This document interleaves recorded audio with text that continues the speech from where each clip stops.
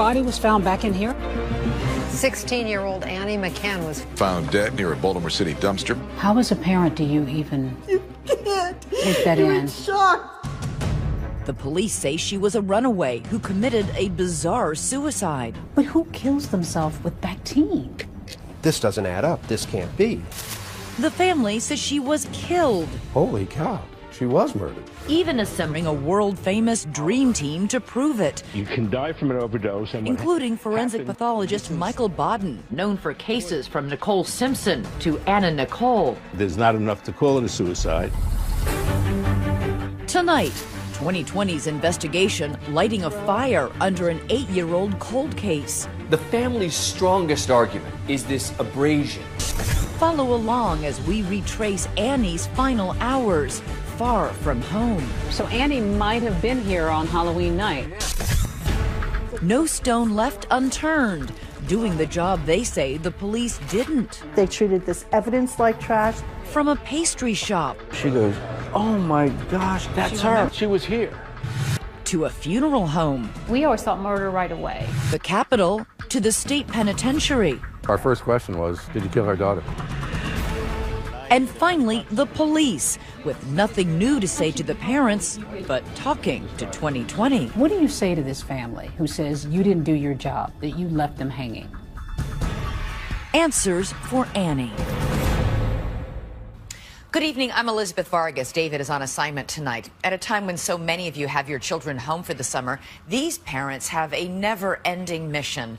Still trying to find out what happened to their teenage daughter, how she died 8 years after the fact.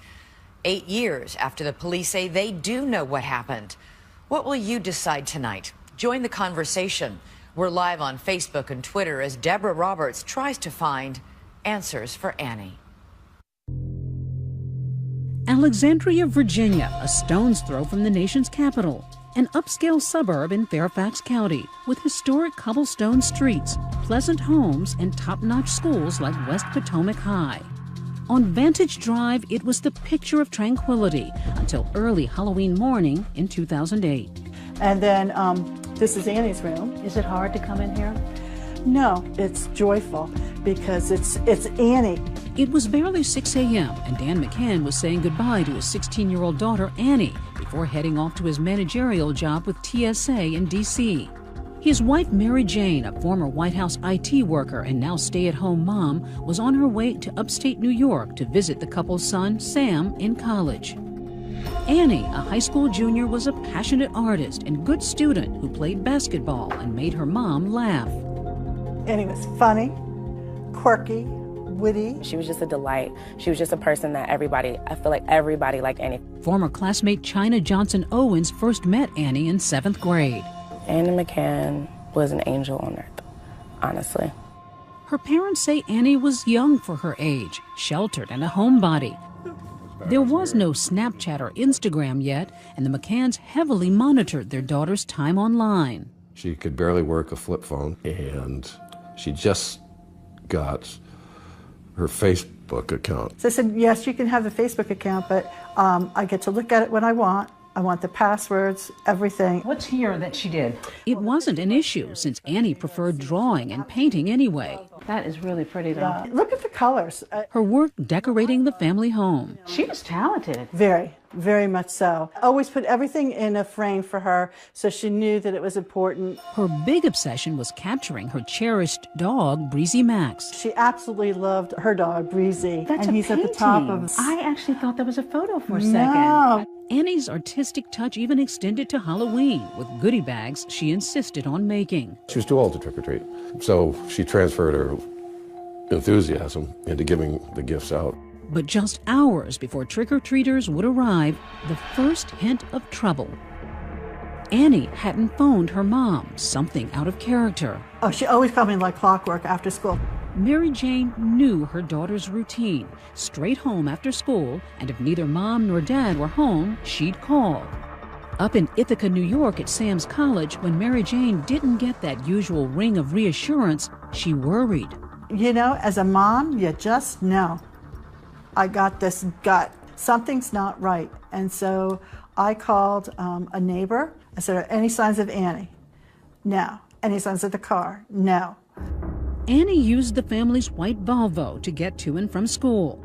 Thoughts going through my mind, oh my God, what if she's, and you're thinking, what if she's, oh my God, what if she's in a car accident? Please God, let her be okay. A panicked Mary Jane calls Dan, who rushes home and finds the house phone ringing.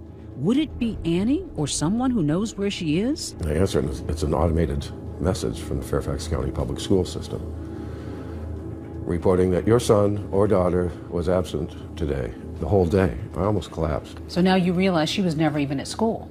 Right. So I call the police. Get over here now.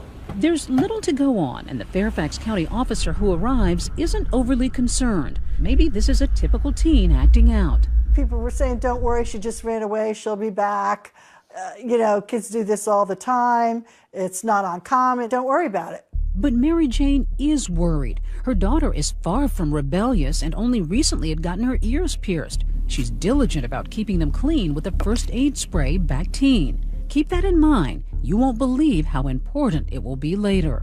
With no sign of Annie, her mom is frantic and begins making the achingly long 6-hour drive back home to Virginia. What state are you in as you're driving? I know I drove right through somebody's farm and finally got on some highway. I mean, we were like just stunned in the car and, you know, driving fast and not stopping and like, why can't I get this car home faster? We have to find Annie. We didn't know where the hell to go. We didn't know what to do. We did the best we could. How did you get through that first night? I don't know. It was torture, wasn't it? It was torture, yeah. But the torment is only beginning. When the call came in, I was told it was a dead junkie behind a dumpster. Not even 48 hours later, homicide detective Sean Jones responds to a call. I really honestly thought it would be a 20-minute type it up and be done. Not so much. But the call isn't in Alexandria, it's here. The Perkins Homes housing project in Baltimore, Maryland, 50 miles and another world away from the McCann's bucolic neighborhood. And behind a dumpster in this section of the so-called Charm City, a man taking out the trash makes a gruesome discovery. And it's no junkie at all. So you find the body of a white teen girl at a predominantly black housing project. What was your first thought? That it was a homicide. It was a homicide, and we treated it as such. Jones, a 25-year veteran Baltimore cop, knows right away this is an unusual case. When you first looked at her, was there an apparent cause of death? No. Did it look like she had been beaten up? No. The Perkins Homes covers several square blocks in a high-crime area, just minutes from Baltimore's famed Inner Harbor and Camden Yards. Soon enough, Detective Jones discovers that the dead girl has a backpack nearby and papers that reveal a stunning fact. She's not from Baltimore, not even close. I find a hall pass for Fairfax County High Schools. I find her driver's license, and I have people back at the office call the Fairfax PD. A half hour later, the identity is confirmed. It's Annie McCann. Detective Jones leaves the ugly crime scene, driving to suburban Virginia to break the news to the McCanns in person. How as a parent do you even... You can't. You're in shock. Do you ask any questions at this point, or are you just collapsed in grief? You're collapsed in grief. How did a sheltered girl from the suburbs wind up here? Amazingly, Annie McCann herself may have left behind the biggest clue. When we come back, the note found in Annie's bedroom. Is it a roadmap to what or who led to her demise? She'd say, Dear Mom and Dad. She'd never write a note not saying Dear Mom and Dad. What does it reveal? See what happens next.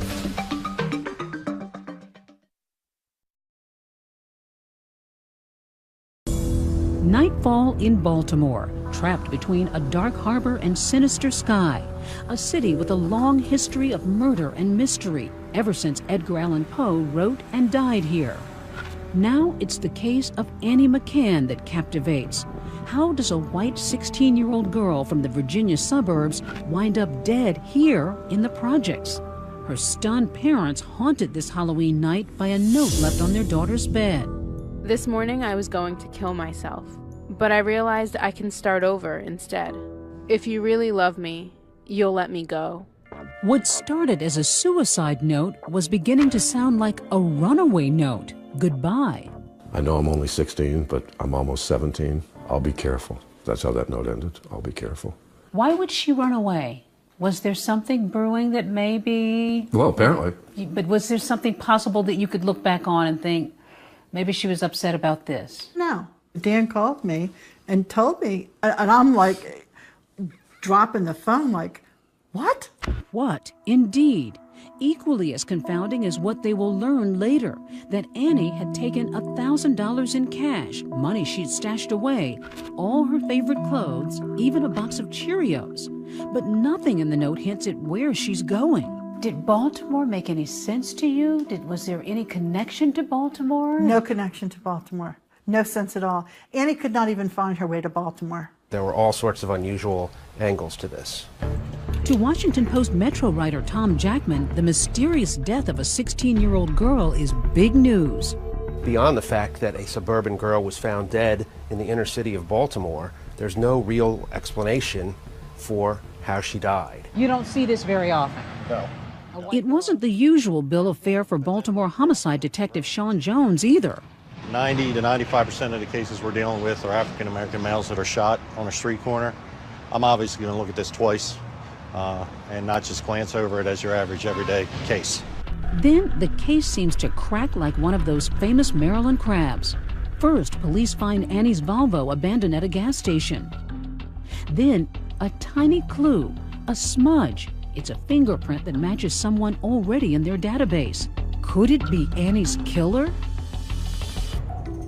We had to get the fingerprint processed, and then once we got the name back from the fingerprint, that's when we moved on that. Turns out the print belongs to a teen boy who says he and some friends came across the car in the projects. He says Annie, face down in the back, is already dead. So, as twisted as it sounds, they dump her body and go joyriding in her car. So these boys just dumped her body? Yes, ma'am. And took the car? Yes, ma'am. One young man connected to the group, Darnell Kinlaw. Remember that name because you'll hear it again. But police don't charge him or anyone with assaulting Annie, in part because of the condition of her body. They're certain Annie was not beaten, strangled, stabbed, or shot. When I initially met the McCanns, I made it very clear that I didn't know what we had, and that the autopsy, 99.9% of the time, is going to give us more clarity on what we're dealing with. Then the autopsy results are in, and they're a surprise to everyone. Annie had a small amount of alcohol in her blood, but a large amount of something else. Lidocaine. Lidocaine. 100 lidocaine. It's a drug you may have heard of on those medical shows like Grey's Anatomy. Nasal speculum and lidocaine. To finally relieve your pain, now's the time for lidocaine. It's also a common numbing agent in all kinds of over-the-counter products, including Bactine. Relieves pain on contact. Bactine. The antiseptic Annie had for her newly pierced ears. Did you even know what Bactine was at that point? Yeah. I have kids myself. I knew exactly what it was. And I knew what the active ingredients were. But it's there in black and white. Annie died of lidocaine poisoning. Back at that gas station, crime scene investigators find what in any other case might be an innocuous piece of trash. But now Detective Jones considers it a smoking gun. We found near the car a Bactine bottle that had the lid removed. It's not a screw-top bottle. It's something that requires a little bit of force to get off. And Annie's DNA is discovered on the exposed part of the bottle. The medical examiner who did the autopsy won't guess how the lidocaine got into Annie's system, calling it undetermined. But the seasoned detectives have no doubt it's suicide. But who kills themselves with Bactine? People kill themselves. I've been in homicide for 15 years, and they get very creative, and this is just one of those methods. To the authorities, this was a pretty open and shut case. She died of a lidocaine overdose. Problem is, it's so rare to find that someone died of that kind of overdose that it's going to lead to some questions. This doesn't add up. This can't be. This is what you came up with, that she drank a bottle of Bactine? And the McCanns are taking notes on other things that don't add up. It was sound of the Baltimore police to consider suicide. It is reprehensible to conclude suicide. They don't buy it, as they explain in an article they later write. If Annie was going to kill herself, they ask, why go all the way to Baltimore to do it? And if she drank that Bactine, why did the police not find her fingerprints on the bottle? Her prints and our prints should be all over that bottle. Who wipes fingerprints while killing themselves? And who writes a to-do list like Annie did on her hand if they're planning to end it all, reminding her to do her chores and say her prayers? We thought it was a baffling mystery. Nobody's heard of anybody overdosing on Bactine, much less a kid from the suburbs who didn't seem to be that unhappy with life. And so we continued to press forward with the story. And the story was far from over. When we come back, the McCanns are about to get disturbing new details about their daughter's death, not from detectives or the medical examiner. Try the funeral director and why she thinks suicide is out of the question. We always thought murder right away. You thought murder right away? We did.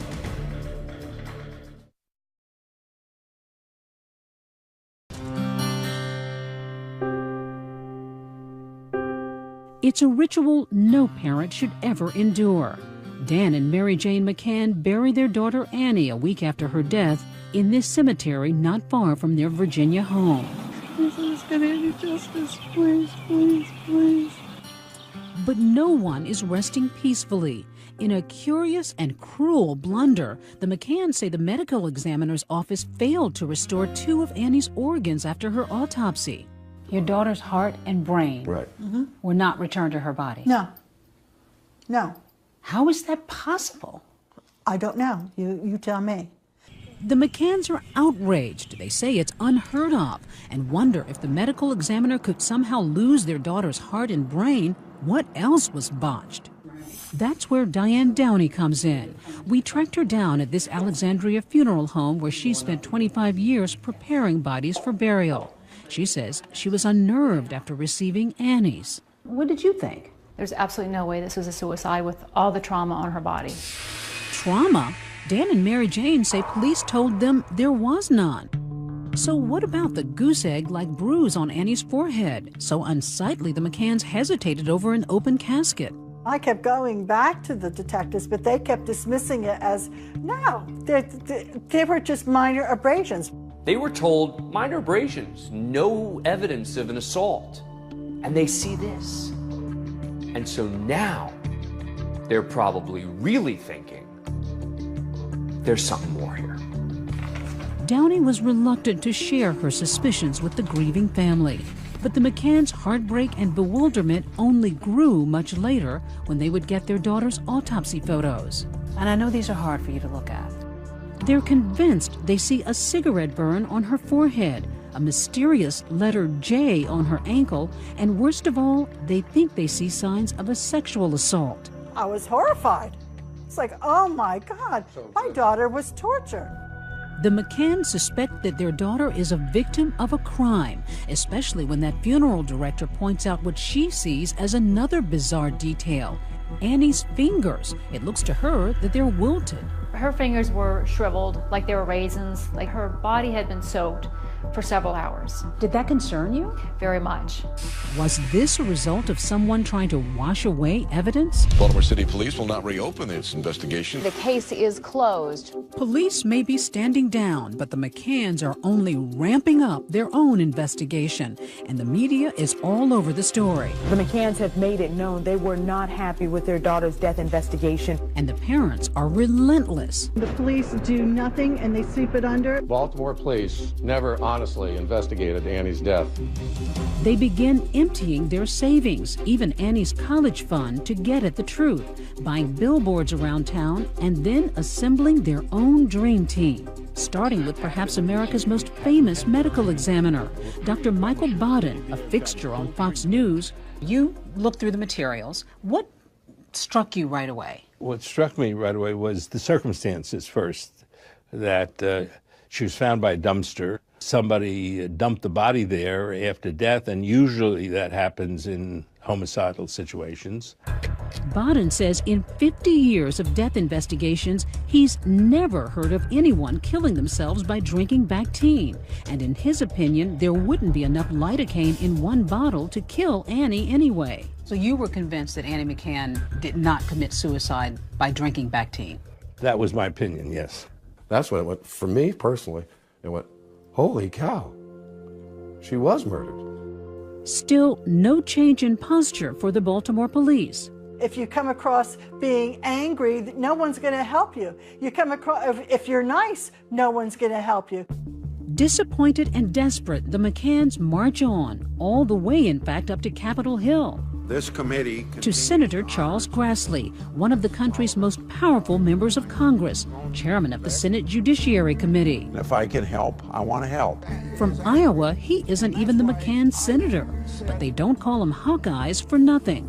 Do you think the Baltimore PD blew it? It looks to me like when they don't answer questions, they raise a lot of unnecessary suspicion. And if they want to avoid this suspicion, then it's pretty simple. Just come clean. Grassley sent off official letters to the Baltimore police and the FBI. They wrote back defending the investigation and stand by the conclusion Annie most likely died from self-ingestion of Bactine. But Grassley also wrote to the makers of Bactine, the Bayer Corporation, and got another story entirely. What exactly did you hear from Bayer about lidocaine? Pretty simple, that one bottle of Bactine would not cause a suicide. In fact, Bayer claims it previously told the Baltimore police the same thing. Back in here. Her body was found back in here? Yep, right in here. Which leads us to this man, the captain of the McCann Dream Team. It's not your usual death. This is a mystery that stumped everybody. I mean, there's other Jim Consis, a private eye and former Baltimore cop himself, now on Annie's trail. Her name's Annie, white girl from Virginia. No, know her. He retraced his steps with us. I canvassed the whole area, went door to door for months. Literally walking me through his investigation. Hey guys. Approaching anyone and everyone he could, like these folks at the Perkins homes. So we're just trying to fill in the blanks of how the body got behind the dumpster. But have you ever heard of anybody talking about the case? No? Did you hear any scuttlebutt about it when you moved in? Like No. What might have happened to her? No. Then hitting the road. Now we're getting in the heart of Fells Point. So Annie might have been here on Halloween night. Yeah, she could have been. The key for Consis, determining where Annie was after leaving home and with whom. What would this area be like on Halloween? Packed, because all the bars are down there. In fact, Fells Point is one big party on Halloween, with throngs of young people celebrating and taping the festivities. This footage shot the very night Annie disappeared. Consis says Annie may have been among the revelers. Then a big moment on this quiet block of Albemarle Street. This is basically Little Italy. You got all the Italian restaurants here. He arrives here, Vaccaro's, a Baltimore bakery famous for its pastries. When we come back, a very sweet clue, and the trail doesn't end in that bakery. Who are the McCanns about to question inside this prison? Stay with us.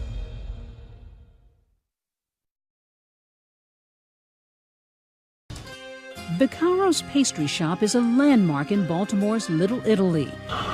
He wants an espresso. Famous for cappuccino and cannoli, it would become the setting for a stunning development in the case of Annie McCann. What brought you here? I know she had a sweet tooth, and her body was found over there. And she loved yogurt, pastries, and I'm thinking, why not take a shot? It's 3 months after Annie's death, and the McCann family private investigator Jim Consis is showing Annie's picture to workers here. So you came up to the counter here? Yeah, I came up to counter. A clerk takes a look at the picture. One guy goes, "Oh yeah, I think I remember her. Yeah, she was cute." Then a server sees the photo, and it's as if someone dropped a pile of dishes. Oh my gosh! Oh my gosh! I can't believe it. That's her. Remember her. She was here. Here, alive and well, sipping a cappuccino with extra whipped cream. Then a jaw-dropping revelation. Annie was not alone. Yeah. She was with another girl. And then that's when the description came out. A sketch artist is soon giving that description a face. So you got the server here to give you the details to come up with a sketch. Right, and then once the sketch was complete, she looked at it, she says, "That's her." This is Annie's companion, according to a waitress. A haunting image of a tall, dark-haired woman, older than Annie, late teens, early 20s. disheveled, tired, looking like trouble. She had heavy, heavy makeup. She had the ugliest fingernail polish you would ever see. It's puke yellow. Puke yellow. She had heavy-duty bags underneath her eyes, like she was tired. As a detective, what's going on in your head at this moment? I'm thinking, oh, that's good. I got a hit. Do you think this woman could be the key to solving this death? Right. This is big stuff, isn't it? No, it ultimately does not have anything to do with Annie's death. Sean Jones, the lead Baltimore detective on the case, says they looked into it, and he is not impressed. Not by the sighting of Annie, not by the mystery woman with her. But if she's sitting and having coffee or a dessert with a disheveled young woman, that doesn't set off any bells for you? Of course it does. It's important, but ultimately we weren't able to verify that it even happened. The McCanns also released this sketch of a woman seen with Annie in Little Italy the day before her death. The McCanns publicized the sketch, hoping someone will recognize the girl with puke-colored fingernails, one person who might possibly be able to shed light on their daughter's death. There have been many leads over the years, but they've never been able to track her down. Every time they would find a lead, then they'd, hit a dead end, and it's like the mystery continues. Just when many might have given up, the case of Annie McCann takes another strange turn. Nearly 3 years after her death, a murder with what seemed to be eerie parallels makes the news in Baltimore. 26-year-old Lakeisha Player is murdered and her car stolen. When police name the killer, the McCanns are flabbergasted. Police believe the killer is this man, 21-year-old Darnell Kinlaw. Darnell Kinlaw is accused of murdering Lakeisha Player in her Kentucky Avenue home this month and stealing her car. The same Darnell Kinlaw previously questioned in Annie's case, and who the McCanns believe had been involved in tossing their daughter's body and taking her Volvo on that joyride. That same guy then gets arrested for murdering someone and taking their car. It's a big coincidence. Annie's case comes roaring back into the headlines. The arrest was of 21-year-old Darnell Kinlaw for the murder of his girlfriend. Kinlaw was eventually charged with the unlawful taking of Annie McCann's car in 2008. Awfully close to the same kind of circumstances. I'd argue otherwise. He shot her and stole her car in a domestic incident. Has no similarities to Annie's case. Do you think he knows more than he's told you? No.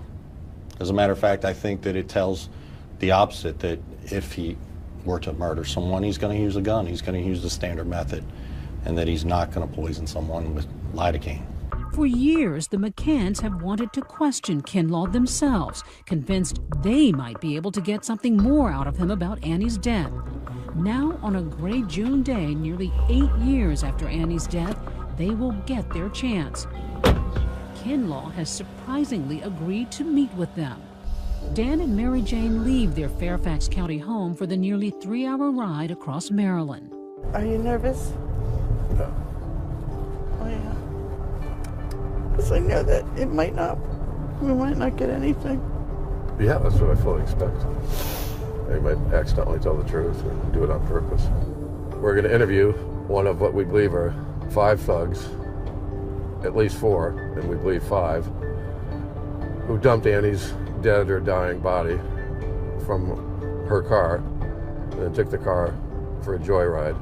Give us this day our daily bread and forgive us our trespasses. Praying as they drive and strategizing.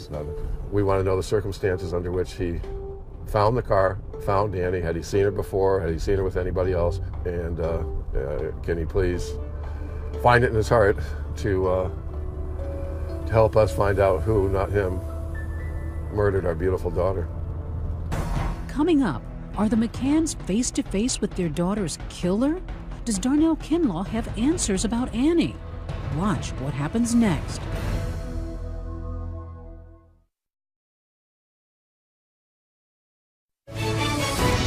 "2020 continues with Answers for Annie." Dan and Mary Jane McCann drive 150 miles across Maryland, doing the kind of detective work they say the Baltimore police are not.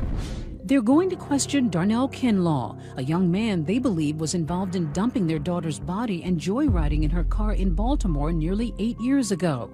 Kinlaw's now doing 30 years for murdering his girlfriend, Lakeisha Player, and taking her car. That takes a lot of guts. For these parents to walk into a maximum security prison and sit down and interview a man who they think may have killed their daughter? He was on the other side of thick glass. And we could hear each other very well. They make small talk with the killer and even pray together. And I said, Darnell, I take it from your letter, you're Christian. And he said, yes. I said, would you mind if we started with a prayer? And he said, no. And he joined us. Then Dan gets down to brass tacks. Our first question was, this is maybe the hardest question we're going to ask you, DJ, or maybe the easiest. Did you kill our daughter? No. You know, we had to ask, okay. They say Kinlaw seemed genuinely upset at times, but as he looked into their heartbroken faces, they say he offered nothing that would end their misery.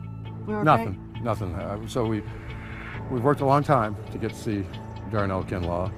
Finally got to, and we got pretty much what we expected, which is nothing. We learned that he knows almost nothing about Annie's death. Weary after struggling nearly 8 years now to prove that their daughter didn't take her own life, the McCanns' anger toward the Baltimore police is as raw as ever. We questioned lead detective Sean Jones about the McCanns' accusations, and we also confronted his boss, Colonel Stanley Branford. The McCanns say that the Baltimore Police Department took the easy way out. By labeling this a suicide, they were able to wash their hands of it and move on to another crime. I'm sorry that they feel that way, but that's simply not the way we approach this case. I can tell you that this case has been thoroughly investigated, not only by us, by the FBI, that we asked to come in and evaluate our investigation. Doesn't this family deserve more answers? We've given them all we can give. We cannot provide answers that we do not have. We possibly believe that Annie McCann committed suicide. Suicide. But this is a girl who lived in the suburbs. Why would she drive 50 miles to a housing project in Baltimore to commit suicide? Well, that I can't answer because I don't know the mindset of Annie at that time. But police do share stunning evidence with us the McCanns did not. We already knew about the letter Annie wrote saying she was going to kill herself and changed her mind. But now police revealed their investigation found other notes in which Annie talks about suffering with anorexia and depression. She writes to a friend, "My suicide has nothing to do with you." In another note, "Pressure has gotten to me. I can't do it anymore." And no one blamed themselves for this. This is all on me. In all of her writings, she had indicated that she was leaving, and she expressed to some degree that she was tired of living. In response, the McCanns insist Annie did not intend those as suicide notes. One was found crumpled up under her bed, the other partly crossed out. Now, my heart goes out to her parents. We have responded to every request that they made. We responded to every piece of information that came in. After 1,200 hours on the case, the Baltimore Police Department stands by its belief that Annie took her own life by drinking Bactine. It's a critical question at the core of Annie McCann's death. Is there enough lidocaine in a single 5-ounce bottle of Bactine to kill a 16-year-old girl? The McCanns' medical experts are at odds with the Baltimore ME. So 2020 contacted Dr. Bill Mannion, a board-certified forensic pathologist. He estimates he's determined cause and manner of death in 2,500 cases over the years, but not one of them involved Bactine or lidocaine. Bactine, I had never heard of that before. To be honest, I didn't know it was capable of killing you, but it is capable because it has lidocaine in it, and lidocaine is a toxic drug. He says a bottle of Bactine does contain a potentially fatal dose of lidocaine. Yes, there is enough in a bottle of Bactine to kill someone. Even in a half a bottle, they're roughly 2 grams, and that would be enough to cause death. Even the McCanns' own expert, Dr. Bodden, says some of their worst fears about what happened to their daughter are unfounded. The funeral director felt convinced that she saw signs that Annie might have been sodomized. Did you see any indication of that in either the photos or in any of the material you reviewed? No, I didn't. Well, I don't see evidence that she was sexually assaulted. As for that distinctive-looking letter J on Annie's ankle, Dr. Bodden says it may just be an accidental pattern from blood settling. It was the way the lividity, the blood settled in the body after she had died. So you don't think that was a marking, a letter, some kind of a tattoo? That's correct. You don't think so? I do not think so. There's also some talk that there may have been a cigarette burn on her head. I don't think it was a cigarette burn. You don't think that was another sign of some kind of abuse? No. On one of our visits with the McCanns, they show us bins of evidence they say the police returned to them. How long has it been since you've gone through these things? Years. And there, among Annie's things, a discovery that seems to surprise even her parents. She didn't take that from me. Digital camera. Her digital camera still sealed in a police evidence bag. Is it possible this has gone untouched and unnoticed for nearly 8 years? Mary Jane plugs the memory card into a laptop. When we come back, what Annie's camera saw. Stay with us.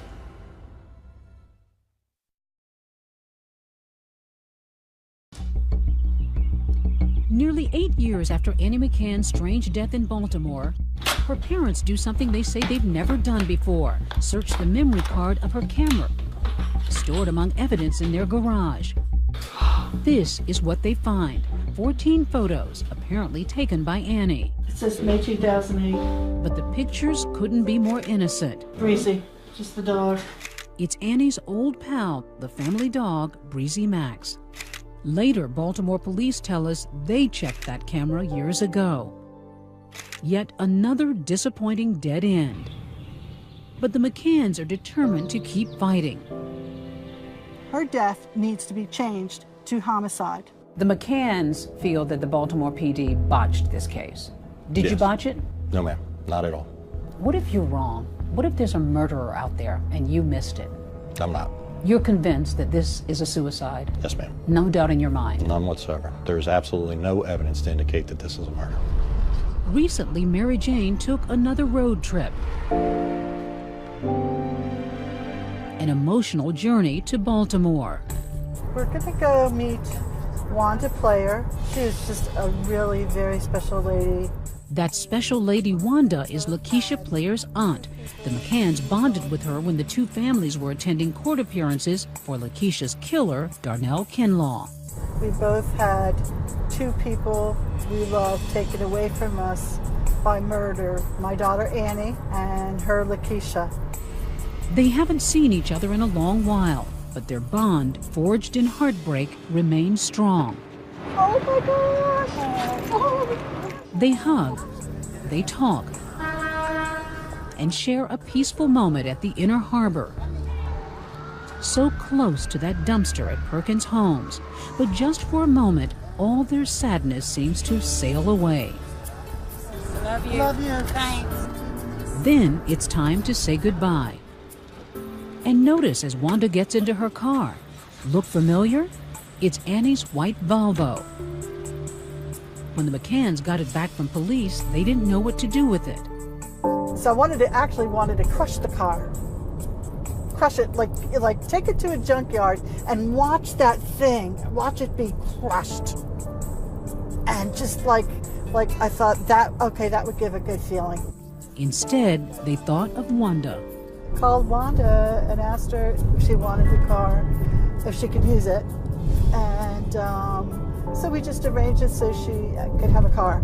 Annie's car, a light in the darkness, a place the McCanns have lived for so long now.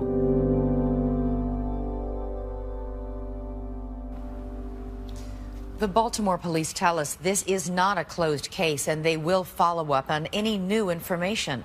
Meanwhile, the McCanns rely on their faith, saying they believe God will eventually provide answers to them. If you were them, would you keep investigating or accept what police had concluded? Let us know on Facebook.